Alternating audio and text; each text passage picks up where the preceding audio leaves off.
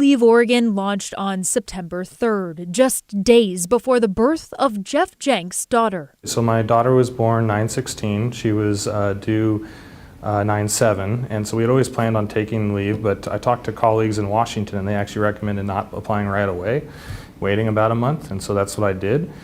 But on the October day he was going to apply, he received a notice from the Oregon Employment Department. We received a letter saying that I needed more information for my claim, the claim I hadn't made.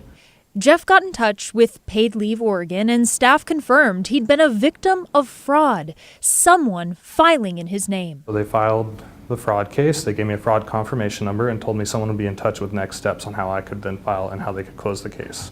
But he says that investigation's still underway, and after numerous phone calls with lengthy wait times and daily emails, answers remain unclear. And I've not even had the right to file yet because I'm waiting on the fraud case to close.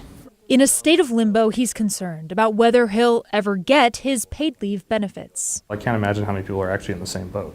The director of Paid Leave Oregon said in a press briefing mid-November that many Oregonians have received letters for paid leave claims they didn't file, although she could not share the exact number. Just like any benefits program, unfortunately, people try to commit fraud against the Paid Leave Oregon program. This includes people who are using stolen identities to file fraudulent claims.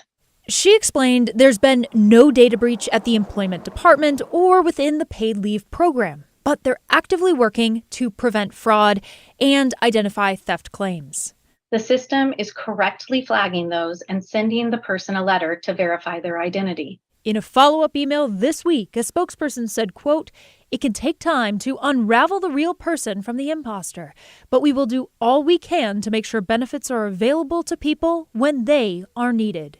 Jeff hopes they'll follow through on this commitment in time for him and for his family. But I'd like to be able to recognize and use some of that leave. My wife was planning on ending her leave around the new year because she was combining it with PTO, and so my hope was to have leave by then so I could take some time off with my child. Yeah, the Employment Department says that they do not give out information about how much fraud is happening because they say it puts their ability to combat the fraud at risk. They also shared advice on how to protect yourself and how people can speed up their claim. That will be up soon on kgw.com. Evan?